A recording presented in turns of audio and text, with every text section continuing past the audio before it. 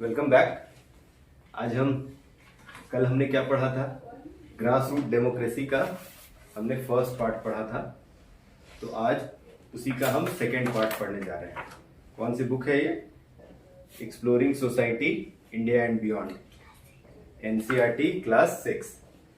तो कल हमने पढ़ा था कि गवर्नेंस क्या होता है और गवर्नमेंट क्या होता है। तो गवर्नेंस हमने बोला था कि एक प्रोसेस है जो सोसाइटी को मैनेज करने या उसके एक्टिविटीज को मैनेज करने के काम में आता है। नहीं तो सोसाइटी में कोई ऑर्डर नहीं रहेगा, केओटिक हो जाएगा, जंगल राज हो जाएगा एक तरह से, अगर गवर्नेंस नहीं रहा।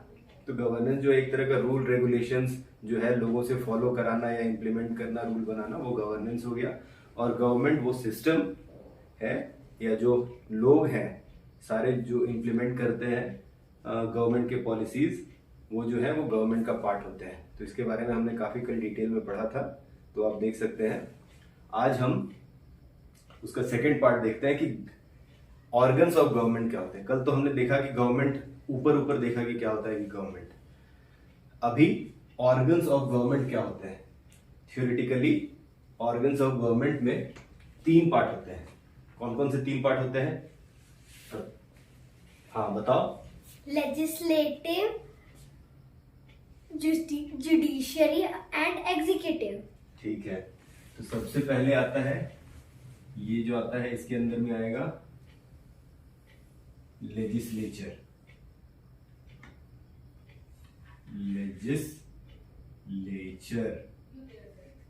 लेजिस्लेचर हो गया, फिर हो गया एग्जीक्यूटिव। एग्जीक्यूटिव हो गया, और तीसरा हो गया जुडिशियरी।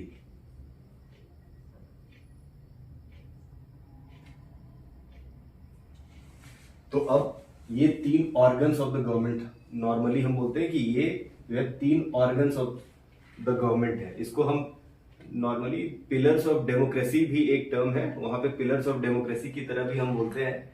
लेकिन जब ऑर्गन्स ऑफ द गवर्नमेंट की बात करते हैं तो उसके अंदर में सबसे पहले लेजिस्लेचर आता है, एग्जीक्यूटिव आता है और जुडिशियरी आता है। अब हम इनका मतलब पहले समझेंगे कि क्या है। लेजिस्लेचर का क्या मतलब होता है? तो लेजिस्लेचर का मतलब होता है वो ऑर्गन ऑफ द गवर्नमेंट जो रूल्स बनाता है या जो लॉ बनाता है। तो कंट्री का जो लॉ मेकिंग बॉडी है, जो गवर्नमेंट का जो लॉ मेकिंग बॉडी है, जो पार्लियामेंट में बैठा है या लोकसभा, राज्यसभा और विधानसभा, विधान परिषद में स्टेट लेवल पे बैठे हैं, उनको हम बोलते हैं लेजिस्लेचर का पार्ट बोलते हैं। तो ये हो गया law making body. Law making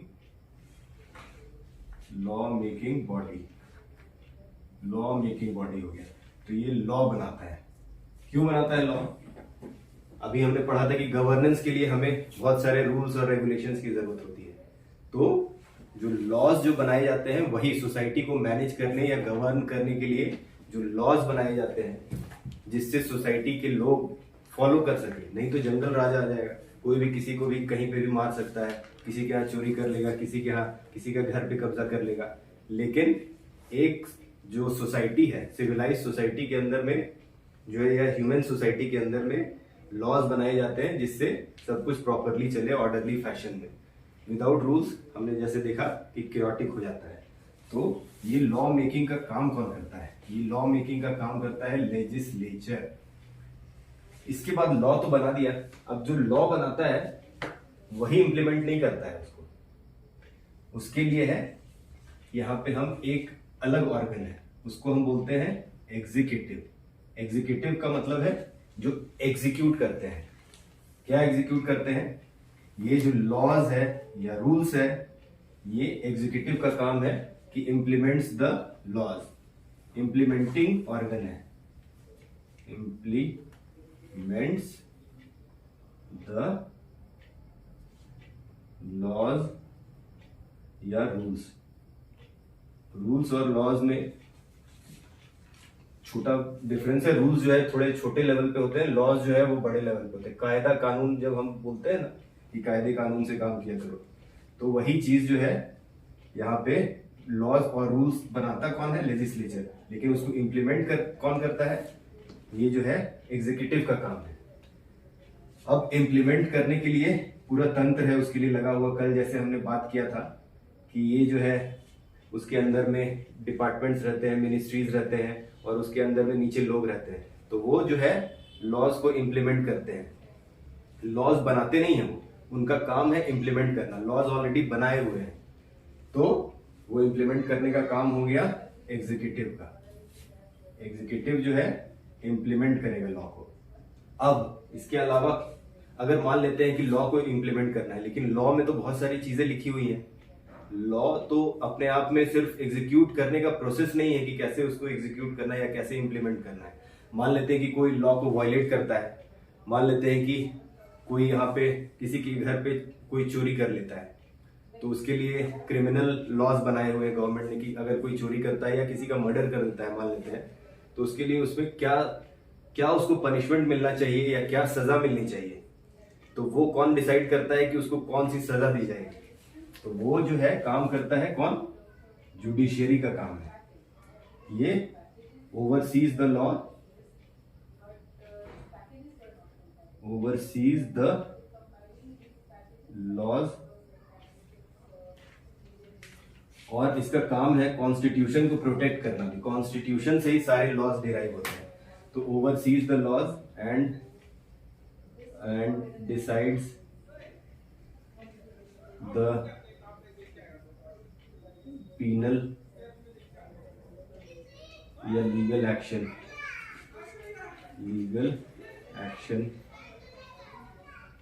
to be taken if the law is violated.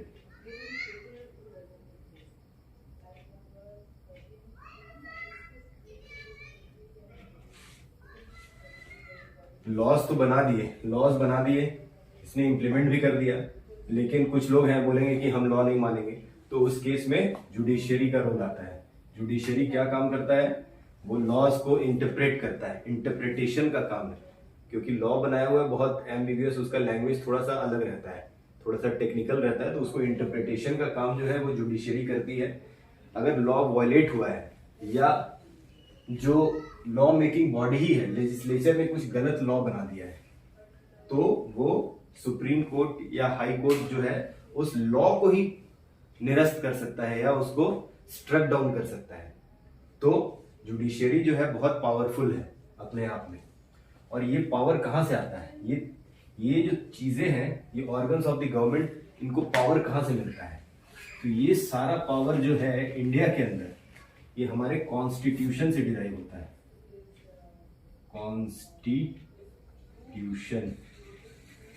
Of India. ये सारी चीजें, ये जो है स्ट्रक्चर, लेजिस्लेचर, एग्जीक्यूटिव, जुडिशियरी, ये सारा जो है एक तरह से कॉन्स्टिट्यूशन ऑफ इंडिया में है। अब कॉन्स्टिट्यूशन क्या है? कॉन्स्टिट्यूशन जो है वो fundamental law of the land है। जो भी लॉ बनाता है लेजिस्लेचर, अगर कोई भी लॉ बनाता है तो वो कॉन्स्टिट्यूशन को वायलेट नहीं कर सकता है। कॉन्स्टिट्यूशन में वेल डिफाइंड लॉज हैं, वहां पे पूरा लिखा हुआ है कि कैसे क्या बनाना है, या कोई भी एक लॉ जो बनता है वो कॉन्स्टिट्यूशन के प्रोविजन को वायलेट नहीं कर सकता है। कॉन्स्टिट्यूशन को अमेंड किया जा सकता है, उसके लिए अलग अलग प्रोविजंस हैं, लेकिन कोई भी लॉ ऐसा जो है कॉन्स्टिट्यूशन को वायलेट कर रहा है तो वो जो है लॉ जो है उसको जुडिशियरी क्या करेगा? स्ट्रक डाउन कर देगा। तो अब ये जो चीज है, यहाँ लेजिस्लेचर हो गया, एग्जीक्यूटिव हो गया, जुडिशियरी हो गया। अब हम ये देखेंगे कि ये गवर्नमेंट का पार्ट तो है, गवर्नमेंट का पार्ट है ये तीनों, लेकिन इनके बीच में सेपरेशन ऑफ पावर्स है। ये क्लियर सेपरेशन ऑफ पावर्स हम इसको बोलते हैं,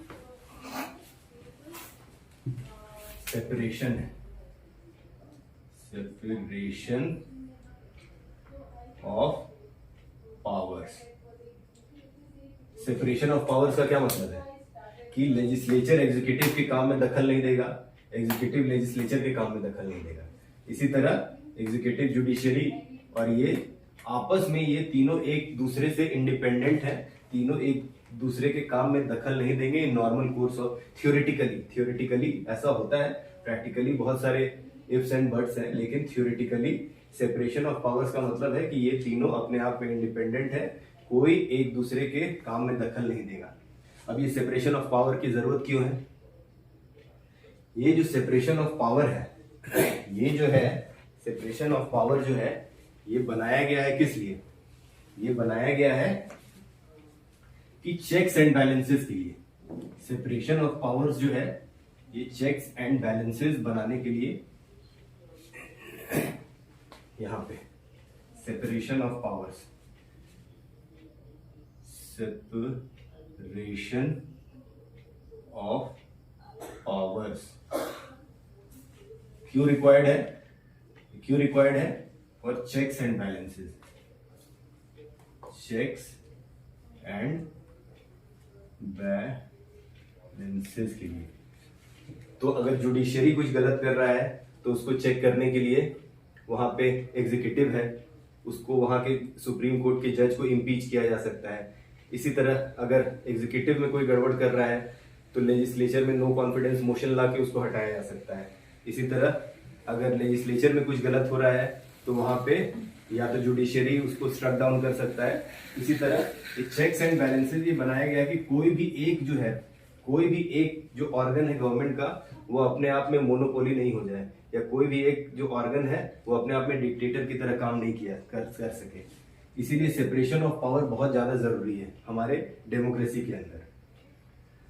तो ये जो हो गया, ये हमने मेन 3 ऑर्गन के बारे में पढ़ा और उनका क्लियर सेपरेशन ऑफ पावर्स के बारे में पढ़ा, चेक्स एंड बैलेंसेस के बारे में पढ़ा कि ये separation of powers, checks and balances ये बहुत इंटीग्रल पार्ट है हमारे कॉन्स्टिट्यूशन का। और हमने क्या देखा कि सारे जो लॉज हैं वो डिराइव्ड होते हैं कॉन्स्टिट्यूशन से। आपको कुछ पूछना है? नहीं, हाँ,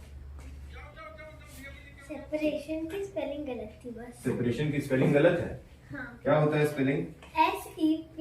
SEPARATION, separation of powers. Powers, separation of powers. ठीक है, अभी ठीक है। हाँ, तो ये हमने देखा सेपरेशन ऑफ पावर्स जो है बेसिक, ये तीनों ऑर्गन के लिए ये रिक्वायर्ड है। अब हम इसके अलावा हम पढ़ेंगे कि ये जुडिशरी, नॉर्मल हम देखते हैं कि जुडिशरी का क्या स्ट्रक्चर है। अभी सबसे पहले हम देखते हैं लेजिस्लेचर। लेजिस्लेचर कैसा है इंडिया के अंदर देखते हैं तो सेंट्रल लेवल होता है सबसे पहले। तो सेंट्रल लेवल पे क्या होता है? पार्लियामेंट बोलते हैं इसको,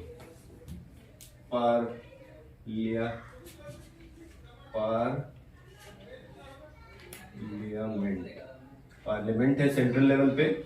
वहां पे होता है, क्या होता है? लोकसभा और होता है राज्यसभा। लोकसभा और राज्यसभा दो पार्लियामेंट के दो हिस्से हैं। इसके ऊपर में प्रेसिडेंट भी है। पार्लियामेंट को अगर हम बोलते हैं तो तीनों यहाँ पे प्रेसिडेंट को ही बोलते हैं। प्रेसिडेंट, लोकसभा और राज्यसभा, ये तीनों मिलके पार्लियामेंट को रिप्रेजेंट करते हैं। ये लॉ मेकिंग बॉडी है सेंट्रल लेवल पे। अब लोकसभा क्या है? लोकसभा जो है पीपल का रिप्रेजेंटेटिव इसको बोलते हैं। जो हम वोट देते हैं या जो डायरेक्टली हम जो वोट करते हैं वो लोकसभा के मेंबर्स बनते हैं। इसके अलावा राज्यसभा क्या है? राज्यसभा को बोलते हैं काउंसिल ऑफ स्टेट। तो ये रिप्रेजेंटेटिव ऑफ स्टेट है। लोकसभा जो है रिप्रेजेंटेटिव ऑफ पीपल है और राज्यसभा जो है एक तरह से बड़ा भाई है जो ओवरसी करता है कि लोकसभा में बहुत ज्यादा कुछ गलत तो नहीं हो रहा है। रिप्रेजेंट जो स्टेट्स है उनके इंटरेस्ट को वो सेव गार्ड करता है राज्यसभा। इसी तरह स्टेट लेवल पे क्या होता है? स्टेट लेवल पे होता है, वहां पे होता है विधानसभा और कुछ स्टेट्स में विधान परिषद होता है जो इक्विवेलेंट टू राज्यसभा। विधान परिषद, लेकिन ये विधान परिषद सारे स्टेट्स में नहीं होते हैं। विधानसभा मैक्सिमम स्टेट्स में होते हैं और कुछ यूनियन टेरिटरीज में भी होते हैं, जैसे दिल्ली के अंदर में है। तो स्टेट के अंदर में ये होता है। तो ये हो गया लेजिस्लेटिव आर्म। लेजिस्लेटिव ऑर्गन के अंदर में सेंट्रल लेवल पे पार्लियामेंट हो गया, जहां पे लोकसभा और राज्यसभा हो गए। स्टेट लेवल पे विधान सभा और विधान परिषद हो गया। अब ये तो हो गया लेजिस्लेटिव आर्म। इसके अलावा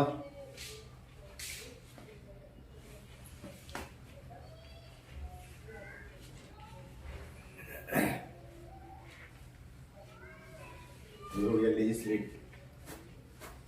अभी लेजिस्लेचर के बाद आ गया एग्जीक्यूटिव।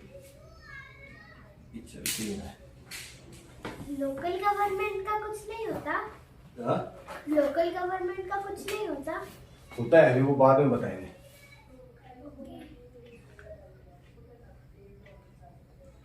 एग्जीक्यूटिव, लेजिस्लेचर जैसे हमने लेजिस्लेचर में हमने दो लेवल पे देखा, सेंट्रल लेवल और स्टेट लेवल। एक और लेवल होता है जो 1992 में इंट्रोड्यूस किया गया था 73rd अमेंडमेंट से, वो पंचायती राज इंस्टीट्यूशन। उसके बारे में हम डिटेल में बाद में पढ़ेंगे, लेकिन इन जनरल जो है जब लेजिस्लेचर है तो हम स्टेट लेवल पे पार्लियामेंट, मतलब सेंट्रल लेवल पे पार्लियामेंट और लोकल लेवल पे स्टेट गवर्नमेंट के बारे में बात करते हैं। अभी एग्जीक्यूटिव के बारे में जब बात करते हैं तो एग्जीक्यूटिव क्या है, जो सेंट्रल लेवल पे है वो है, सेंट्रल लेवल पे सबसे पहले प्रेसिडेंट होते हैं।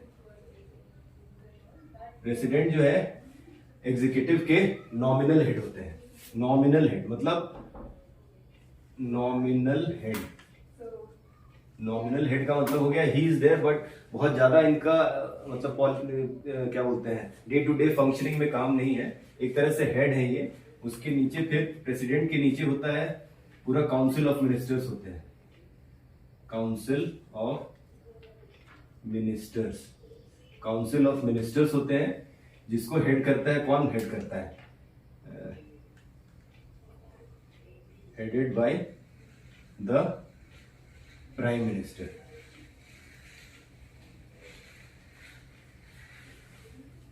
तो काउंसिल ऑफ मिनिस्टर्स जो है वो सारा जो है एग्जीक्यूटिव आर्म को जो चलाते हैं वो होते हैं, उसको बोलते हैं काउंसिल ऑफ मिनिस्टर्स है। और उसको हेड कौन करता है, प्राइम मिनिस्टर। अब प्राइम मिनिस्टर डिसाइड करते हैं कि किस मंत्री को कौन सा पोर्टफोलियो दिया जाए, किसको डिफेंस दिया जाए, कौन डिफेंस का काम देखेगा, कौन एजुकेशन का काम देखेगा, कौन रेलवे का काम देखेगा। तो प्रेसिडेंट ये प्राइम मिनिस्टर ये सब चीजें डिसाइड करते हैं और पोर्टफोलियो असाइन करते हैं। तो इसीलिए प्राइम मिनिस्टर जो है इंडिया में बहुत ही पावरफुल पोजीशन है। प्रेसिडेंट जो है एक तरह से नॉमिनल हेड है या हेड ऑफ द स्टेट भी है ये, लेकिन एग्जीक्यूटिव के भी हेड है ये। और in general he is the supreme commander of the armed forces. और ये तो यहाँ पे स्टेट लेवल पे, और ये सेंट्रल लेवल पे हो गया, सेंट्रल लेवल पे हो गया। और इसी तरह स्टेट लेवल पे हो गया, स्टेट लेवल पे हो गया यहाँ पे गवर्नर, गवर्नर हो गए जैसे नॉमिनल हेड है वहां पे स्टेट में। और इसी तरह वहां पे भी काउंसिल ऑफ मिनिस्टर्स,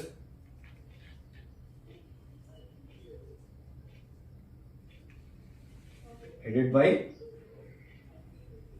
कौन हेड करता है स्टेट लेवल पे, कौन हेड रहता है, चीफ मिनिस्टर। हाँ, headed by the chief minister. Chief minister इसको हेड करता है।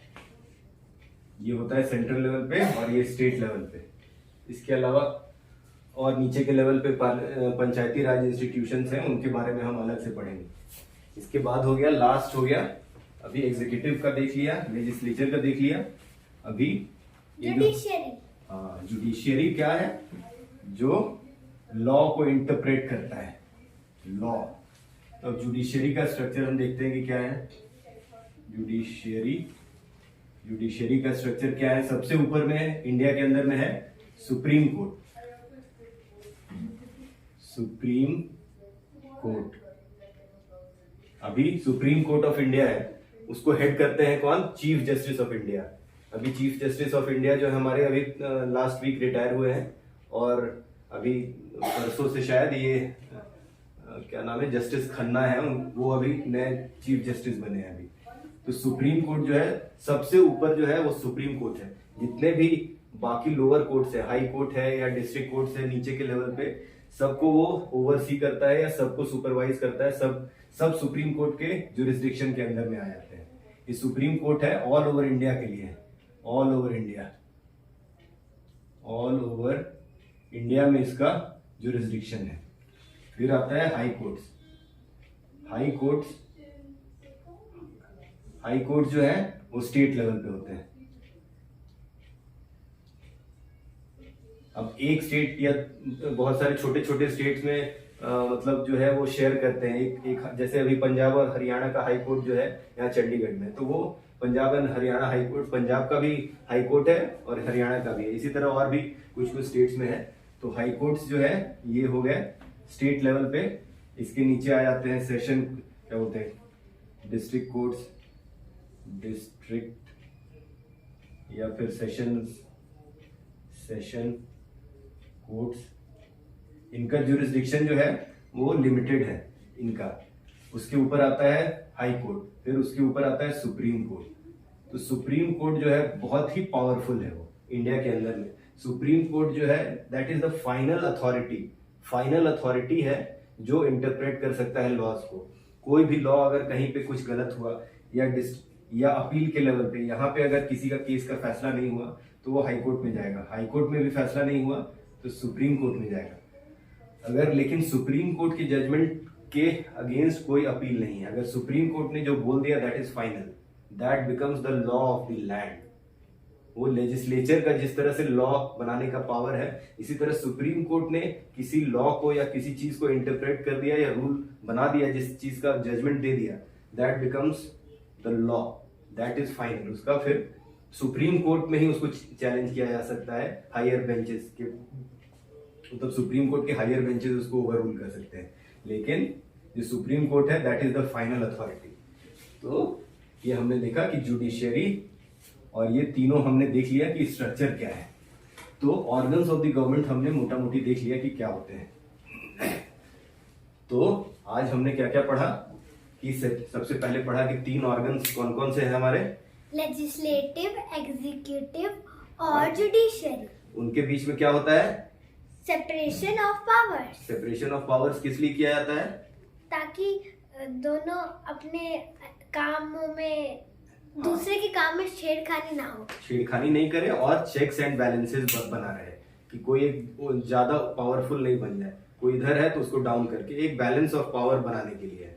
तो ये हो गया सेपरेशन ऑफ पावर। इसके अलावा हमने क्या देखा कि एग्जीक्यूटिव कैसा है, एग्जीक्यूटिव का क्या स्ट्रक्चर है, सेंट्रल लेवल पे कौन बनाता है, जुडिशियरी का नहीं, जुडिशियरी का है। हाँ। सबसे पहले आता है सुप्रीम कोर्ट, जो कि ऑल ओवर इंडिया के लिए हाँ, है। ठीक है। सेकंड में आता है हाई कोर्ट, जो कि स्टेट्स और डिस्ट्रिक्ट, हाँ। स्टेट और वैसे स्टेट लेवल पे है और यूनियन टेरिटरीज में भी होता है कुछ। ठीक है। और फिर आएगा डिस्ट्रिक्ट लेवल, डिस्ट्रिक्ट या सेशन कोर्ट, उसमें डिस्ट्रिक्ट लेवल के होते हैं, वो डिस्ट्रिक्ट लेवल का। एग्जीक्यूटिव का क्या स्ट्रक्चर रहता है, एग्जीक्यूटिव का स्ट्रक्चर रहता है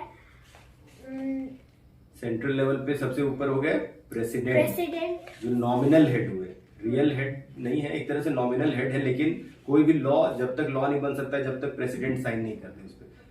अगर लेजिस्लेचर ने पास भी कर दिया तो प्रेसिडेंट के साइन के बाद ही वो लॉ जो है एक्ट बनता है। उसके नीचे आते हैं प्राइम मिनिस्टर या काउंसिल ऑफ मिनिस्टर्स, जिसको हेड करते हैं हमारे प्राइम मिनिस्टर। तो वो सारे मिनिस्ट्रीज को हेड करते हैं और सेंट्रल गवर्नमेंट या यूनियन गवर्नमेंट का काम देखते हैं। इसी तरह स्टेट लेवल पे आते हैं सबसे पहले गवर्नर, फिर उनके नीचे में चीफ मिनिस्टर या काउंसिल ऑफ मिनिस्टर्स जो हेड करते हैं, वो चीफ मिनिस्टर हेड करते हैं। और वहां पे भी इसी तरह डिपार्टमेंट्स और मिनिस्ट्रीज बटे रहते हैं स्टेट लेवल पे। उनका काम है कि स्टेट के डोमेन में जितने भी लॉज है वो बना सके, और सेंटर के लेवल पे वो जो सेंट्रल लॉज है वो बनाते हैं। इसके अलावा नीचे पंचायती राज इंस्टीट्यूशंस हैं जिनके बारे में हम बाद में पढ़ेंगे। इसके अलावा हो गया लेजिस्लेचर, फाइनली जो हो गया सबसे ऊपर में हो गया। लेजिस्लेचर में प्रेसिडेंट को भी इंक्लूड करते हैं अगर हम पार्लियामेंट के बारे में बात करें, लेकिन मेनली हो गया लोकसभा एंड राज्यसभा। लोकसभा क्या है, representative of the people, and Rajya Sabha उसकी बड़े भाई की तरह है। राज्यसभा जो है रिप्रेजेंटेटिव ऑफ द स्टेट्स है, या काउंसिल ऑफ स्टेट्स बोलते हैं उसको, क्योंकि वो स्टेट्स, वहां पे जो लोग राज्यसभा में जाते हैं वो स्टेट्स के अंदर में जितने एमपीज क्या बोलते हैं, जितने भी एमएलएज हैं या फिर सेंट्रल लेवल पे जितने एमपीज हैं वो मिलके वो वहां पे मेंबर्स चुनते हैं और वो मेंबर ऑफ पार्लियामेंट वहां पे राज्यसभा के बनते हैं। तो वो स्टेट्स को रिप्रेजेंट करते हैं या स्टेट्स के इंटरेस्ट को सेफ गार्ड करने के लिए है। तो ओवरऑल हमने देखा कि ये सारा स्ट्रक्चर इस तरह का है। तो बाकी ये वाला जो है सेकंड पार्ट हमारा खत्म हो गया। कल हम नेक्स्ट लेवल पे जाएंगे और देखेंगे कि और क्या क्या बचा हुआ है। तो आज के लिए बस इतना ही। Thank you.